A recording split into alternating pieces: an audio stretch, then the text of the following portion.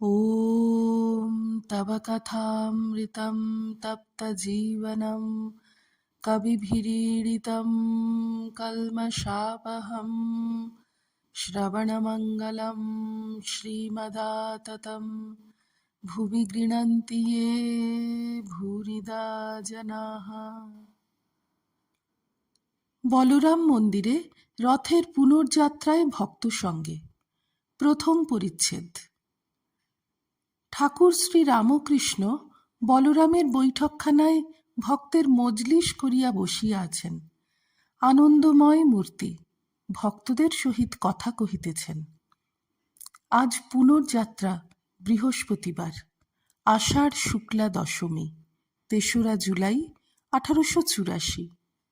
শ্রীযুক্ত বলরামের বাটিতে শ্রী শ্রী জগন্নাথের সেবা আছে, একখানি ছোট রথও আছে। তাই তিনি ঠাকুরকে পুনর্যাত্রা উপলক্ষে নিমন্ত্রণ করিয়াছেন। এই ছোট রথখানি বারবাটির দোতলার চক মিলানো বারান্দায় টানা হইবে। গত ২৫শে জুন বুধবারে শ্রী শ্রী রথযাত্রার দিন ঠাকুর শ্রীযুক্ত ঈশান মুখোপাধ্যায়ের ঠনঠনিয়ার বাটিতে আসিয়া নিমন্ত্রণ গ্রহণ করিয়াছিলেন। সেই দিনই বৈকালে কলেজ স্ট্রিটে ভূধরের বাটিতে পণ্ডিত শশধরের সহিত প্রথম সাক্ষাৎ হয়। ৩ দিন হইল গত সোমবারে শশধর তাহাকে দক্ষিণেশ্বর কালী মন্দিরে দ্বিতীয়বার দর্শন করিতে গিয়াছিলেন।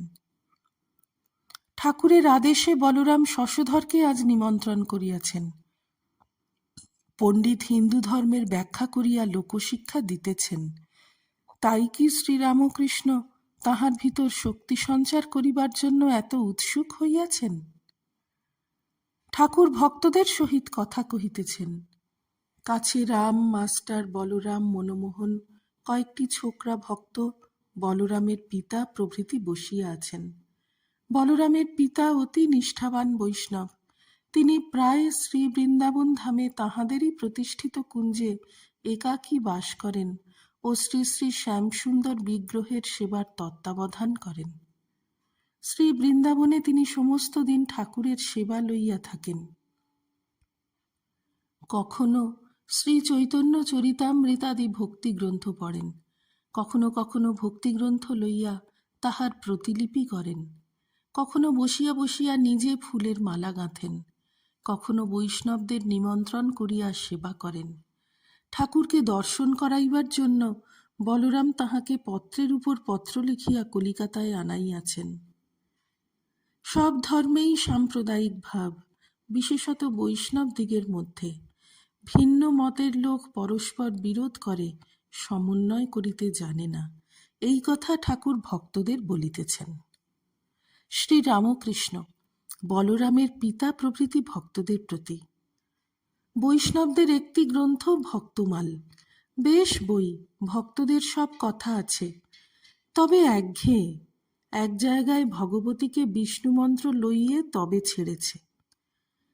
আমি বৈষ্ণব চরণের অনেক সুখ্যাত করে সেজবাবুর কাছে আনালুম। সেজবাবু খুব যত্ন খাতির করলে, রূপার বাসন বার করে জল খাওয়ানো পর্যন্ত। তারপর সেজবাবুর সামনে বলে কি, আমাদের কেশব মন্ত্র না নিলে কিছুই হবে না। সেজবাবু শাক্ত, ভগবতীর উপাসক। মুখ রাঙা হয়ে উঠল। আমি আবার বৈষ্ণব চরণের গা টিপি। শ্রীমদ্ ভাগবত, তাতেও নাকি ওই রকম কথা আছে। কেশব মন্ত্র না নিয়ে ভবসাগর পার হওয়াও যা, আর কুকুরের ল্যাজ ধরে মহাসমুদ্র পার হওয়াও তা। সব মতের লোকেরা আপনার মতটাই বড় করে গেছে। শাক্তেরাও বৈষ্ণবদের খাটো করবার চেষ্টা করে। শ্রীকৃষ্ণ ভবনদীর কাণ্ডারি পার করে দেন, শাক্তেরা বলে তা তো বটেই, মা রাজরাজেশ্বরী, তিনি কি আপনি এসে পার করবেন? ওই কৃষ্ণকেই রেখে দিয়েছেন পার করবার জন্য। সকলের হাস্য। নিজের নিজের মত লয়ে আবার অহংকার কত। ওদেশে শ্যামবাজার এইসব জায়গায় তাঁতিরা আছে, অনেকে বৈষ্ণব, তাদের লম্বা লম্বা কথা। বলে, ইনি কোন বিষ্ণু মানেন? পাতা বিষ্ণু, অর্থাৎ যিনি পালন করেন, ও আমরা ছুঁই না। কোন শিব? আমরা আত্মারাম শিব, আত্মারামেশ্বর শিব মানি।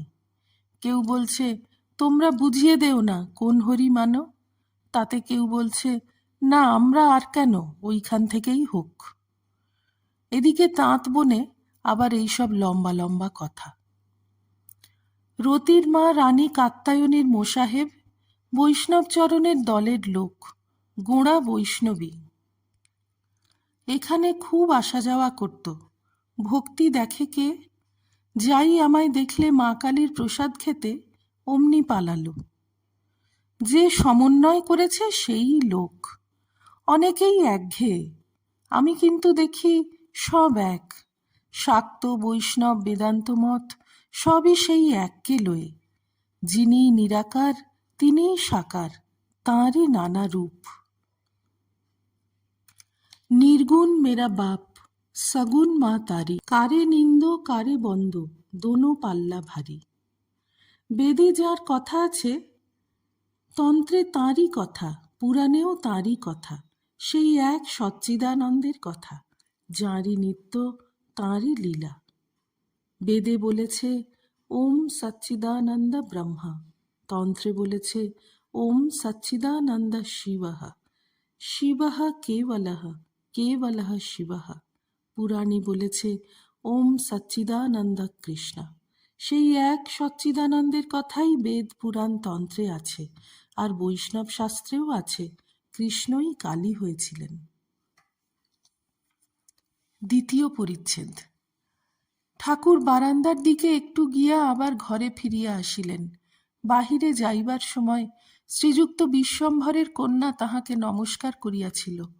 তাহার বয়স ৬-৭ বৎসর হইবে। ঠাকুর ঘরে ফিরিয়া আসিলে পর মেয়েটি তাহার সহিত কথা কহিতেছে। তাহার সঙ্গে আরও ২-১টি সমবয়স্ক ছেলে মেয়ে আছে।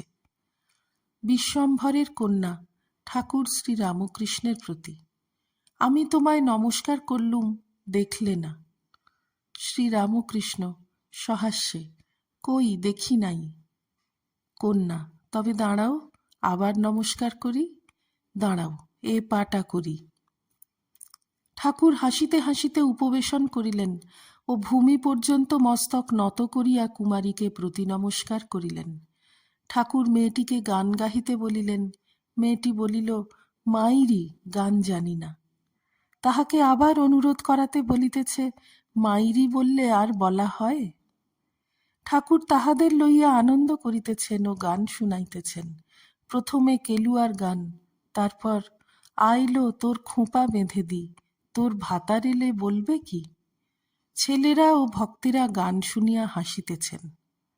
শ্রীরামকৃষ্ণ ভক্তদের প্রতি। পরমহংসের স্বভাব ঠিক ৫ বছরের বালকের মতো, সব চৈতন্যময় দেখে। যখন আমি ওদেশে, রামলালের ভাই তখন ৪-৫ বছর বয়স, পুকুরের ধারে ফড়িং ধরতে যাচ্ছে। পাতা নড়ছে আর পাতার শব্দ পাছে হয়, তাই পাতাকে বলছে, চোপ, আমি ফড়িং ধরব। ঝড় বৃষ্টি হচ্ছে, আমার সঙ্গে ঘরের ভিতরে সে আছে। বিদ্যুৎ চমকাচ্ছে, তবুও দ্বার খুলে খুলে বাহিরে যেতে চায়। বকার পর আর বাহিরে গেল না।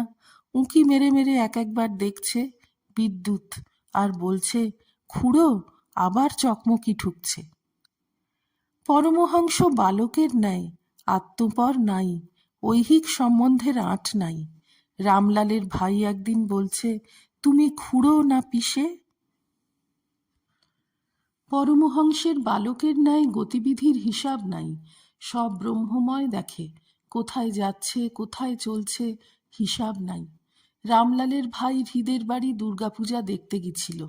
হৃদের বাড়ি থেকে ছোটকে আপনা আপনি কোন দিকে চলে গেছে।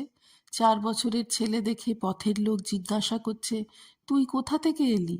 তা কিছু বলতে পারে না, কেবল বলে চালা, অর্থাৎ যে ৮ চালায় পূজা হয়েছে। যখন জিজ্ঞাসা করলে কার বাড়ি থেকে এসেছিস, তখন কেবল বলে দাদা। পরমহংসের আবার উন্মাদের অবস্থা হয়। যখন উন্মাদ হলো, শিবলিঙ্গ বোধে নিজের লিঙ্গ পূজা করতাম। জীবন্ত লিঙ্গ পূজা, একটা আবার মুক্তা পরানো হতো। এখন আর পারি না। দক্ষিণেশ্বরে মন্দির প্রতিষ্ঠার কিছুদিন পরে একজন পাগল এসেছিল। পূর্ণজ্ঞানী, ছেঁড়া জুতা, হাতে কঞ্চি, এক হাতে একটি ভাঁড় আঁপচারা। গঙ্গায় ডুব দিয়ে উঠে কোনো সন্ধ্যা আহ্নিক নাই, কোঁচড়ে কি ছিল তাই খেলে। তারপর কালীঘরে গিয়ে স্তব করতে লাগলো। মন্দির কেঁপে গিয়েছিল। হলধারী তখন কালীঘরে ছিল। অতিথিশালায় এরা তাকে ভাত দেয় নাই, তাতে ভ্রুক্ষেপ নাই। পাত কুড়িয়ে খেতে লাগলো যেখানে কুকুরগুলো খাচ্ছে। মাঝে মাঝে কুকুরগুলিকে সরিয়ে নিজে খেতে লাগলো, তা কুকুরগুলো কিছু বলে নাই। হলধারী পেছু পেছু গিয়েছিল আর জিজ্ঞাসা করেছিল, তুমি কে? তুমি কি পূর্ণজ্ঞানী? তখন সে বলেছিল, আমি পূর্ণজ্ঞানী। চুপ। আমি হলধারীর কাছে যখন এসব কথা শুনলাম, আমার বুক গুড়গুড় করতে লাগলো আর হৃদেকে জড়িয়ে ধরলুম। মাকে বললাম, মা, তবে আমারও কি এই অবস্থা হবে? আমরা দেখতে গেলাম, আমাদের কাছে খুব জ্ঞানের কথা, অন্য লোক এলে পাগলামি। যখন চলে গেল, হলধারী অনেকখানি সঙ্গে গিয়েছিল। ফটক পার হলে হলধারীকে বলেছিল, তোকে আর কি বলবো, এই ডোবার জল আর গঙ্গা জলে যখন কোনো ভেদ বুদ্ধি থাকবে না, তখন জানবি পূর্ণজ্ঞান হয়েছে। তারপর বেশ হনহন করে চলে গেল। ॐ निरञ्जनं नित्यमनन्तरूपं भक्तानुकम्पाधृतविग्रहं वै ईशावतारं परमेशमिड्यं तं रामकृष्णं शिरसा नमामः। श्रीरामकृष्णार्पणमस्तु।